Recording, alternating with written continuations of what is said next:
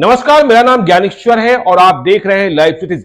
देखिए, इस वक्त की सबसे बड़ी खबर यह है कि क्या बिहार में होने वाले नगर निकाय चुनाव को टाला जा सकता है। देखिए, यह बात हम नहीं कह रहे हैं, पटना हाई कोर्ट ने राज्य निर्वाचन आयोग को सलाह दी है कि वह नगर निकाय के होने वाले पहले चरण के चुनाव को, मतलब 10 अक्टूबर के चुनाव को टाल सकता है, विवेकपूर्ण फैसला कर सकता है। तो राज्य निर्वाचन आयोग को यह बड़ी सलाह पटना हाई कोर्ट की ओर से दी गई है और हाई कोर्ट ने स्पष्ट किया है कि आपको जो करना है करें, लेकिन इस बात को याद रखें कि जो हाई कोर्ट का निर्णय आएगा उससे चुनाव की जो प्रक्रिया है या चुनाव संबंधी जो दिशा निर्देश है वह प्रभावित होगा। तो देखिए, इस वक्त की बड़ी खबर, अब चुनाव में मात्र 10 दिन बचे हैं, या यूं कहें कि 9 दिनों के बाद नगर निकाय चुनाव के पहले चरण का चुनाव 10 अक्टूबर को संपन्न होना है। उम्मीदवारों ने पूरा जोर लगा रखा है, बस 7 दिन चुनाव प्रचार को बचे हैं।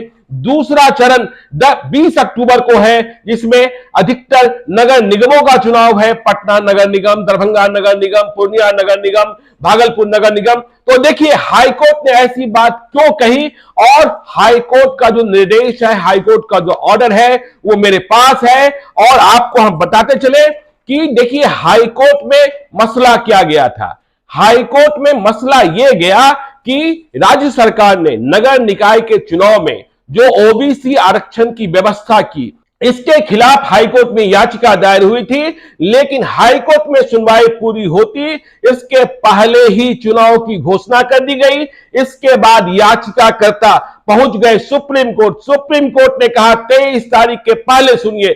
तो अब 29 तारीख तक सुनवाई हुई और पटना हाईकोर्ट में सुनवाई पूरी हो गई है। देखिए, जो 3 पृष्ठों का आदेश है आज अपलोड किया गया है। पटना हाईकोर्ट के चीफ जस्टिस संजय करोल और ऑनरेबल जस्टिस एस कुमार ने इस विवाद को सुना। देखिए, कई रीट पिटीशंस दायर हुए। देखिए, यदि हम देख रहे हैं CWJC 12514/2022, CWJC 14193/2022, CWJC 14207/2022। तो कई दिनों तक बहस चली और इस बहस में पिटिशनर्स की ओर से पटना हाईकोर्ट में senior advocate YB Giri, senior advocate Mriganka Mauli, advocate Sanket, advocate Rajeev Ranjan, amicus curiae Amit Srivastava और यदि स्टेट की बात करें तो स्टेट की ओर से advocate general Lalit Kishore, supreme court से बहस करने आए विकास सिंह, पवन कुमार, अनमोल चंदन, दीपिका कहा, कुमार शानू, रविंदर कुमार प्रियदर्शी जीएमसी की ओर से, स्टेट इलेक्शन कमीशन की ओर से संजीव निकेश, गिरीश पांडे। तो यह बात चलती रही। राज्य सरकार का कहना था कि ओबीसी का आरक्षण पहले से चलता आ रहा है, लेकिन जो पिटिशनर्स थे वो कह रहे थे कि नहीं, जो सुप्रीम कोर्ट का दिशा निर्देश है उसका उल्लंघन है, इसलिए यह चुनाव अभी रोका जाना चाहिए। तो देखिए, हाईकोर्ट ने जो ऑर्डर दिया है और जिसे अपलोड किया गया है उसमें साफ साफ लिखा गया है कि जजमेंट रिजर्व्ड। आगे क्या कहा गया? Petitioners have been insisting on passing an order on their applications seeking interim relief। मतलब ये चाहते हैं कि तुरंत हम अंतरिम राहत दे दें, लेकिन we are of the considered view that since the hearing is complete, सुनवाई पूरी हो चुकी है, and we propose to pronounce the judgment in immediate future। हम आगे सुनवाई जो पूरी हुई है उस पर फैसला सुनाएंगे, लेकिन कब सुनाएंगे? तो देखिए, यह भी कह दिया गया है perhaps even during the period of vacation, मतलब छुट्टियों में भी हम सुना सकते हैं। देखिए, पहले यह बात कही जा रही थी कि शायद फैसला 10 अक्टूबर के बाद आए, क्योंकि कोर्ट में छुट्टियां हो गई और 10 अक्टूबर को कोर्ट को खुलना है और 10 अक्टूबर को ही नगर निकाय चुनाव के पहले चरण का चुनाव है। तो लोगों ने मान लिया कि पहले चरण का चुनाव संपन्न हो जाएगा, इसके बाद फैसला भी आएगा तो क्या होगा। लेकिन अब हाईकोर्ट ने जो ऑर्डर अपलोड किया है उसमें कहा है perhaps even during the period of vacation.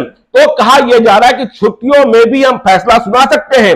We deem it appropriate not to pass any order staying the process of election। इसी कारण जब यह कहा गया कि छुट्टियों में भी हम पूरा फैसला सुनाएंगे, इसलिए अभी चुनाव रोके जाने का अंतरिम राहत प्रदान करना उचित नहीं होगा। लेकिन क्या क्लैरिफाई किया गया?